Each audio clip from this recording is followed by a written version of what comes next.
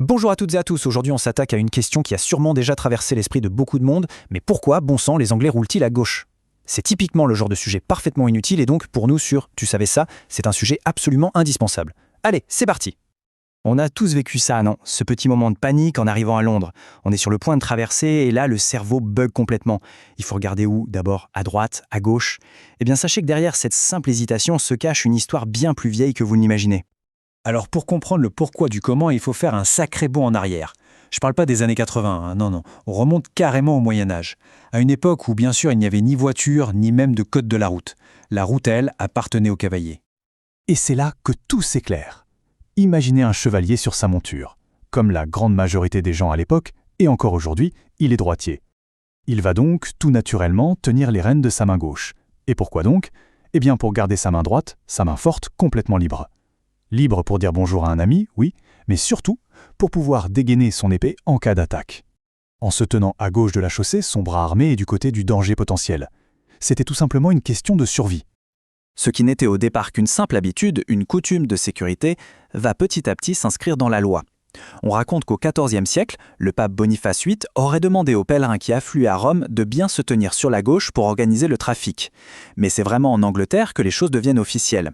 En 1773, un acte du Parlement impose la circulation à gauche à Londres, histoire de mettre un peu d'ordre dans le chaos ambiant et de réduire les accidents. Voilà, la coutume du chevalier était devenue la loi du royaume.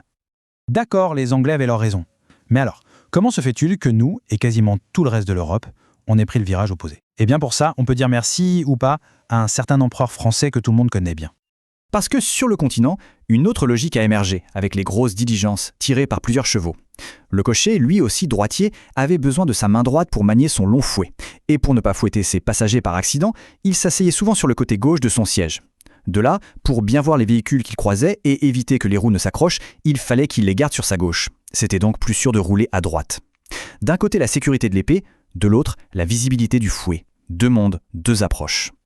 Et celui qui va mettre tout le monde d'accord, enfin presque tout le monde, c'est Napoléon. Partout où ses armées sont passées, dans tout son immense empire, il a imposé la circulation à droite. C'était une façon d'unifier, de standardiser et aussi de marquer une rupture avec les vieilles traditions de l'aristocratie. L'Angleterre, elle, n'a jamais été conquise. Elle est donc restée fièrement à gauche. Mais l'histoire est loin d'être finie. Si les Anglais n'ont pas imposé leurs lois en Europe, leur empire, lui, s'est étendu sur toute la planète. Et bien sûr, dans leurs valises, ils ont emmené leurs habitudes, y compris leur façon de conduire. Et le résultat, aujourd'hui, est assez impressionnant.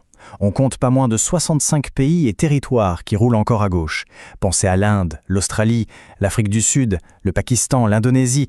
C'est une bonne partie de la carte du monde qui porte encore l'héritage de cette vieille tradition de chevalier. En fait, si on regarde les chiffres, ça représente environ 35% de la population mondiale qui roule à gauche. Ce n'est donc pas juste une petite excentricité britannique, c'est une pratique partagée par plus d'un tiers de l'humanité. Franchement, pas mal pour une habitude qui a commencé avec une histoire d'épée, non? Et bien sûr, comme toute bonne histoire qui se respecte, celle-ci est pleine de petites exceptions et d'anecdotes assez savoureuses. Alors, allons voir quelques cas un peu particuliers qui valent le détour. Prenons le Japon par exemple. Le pays n'a jamais été une colonie britannique. Et pourtant, on y roule à gauche. Alors pourquoi?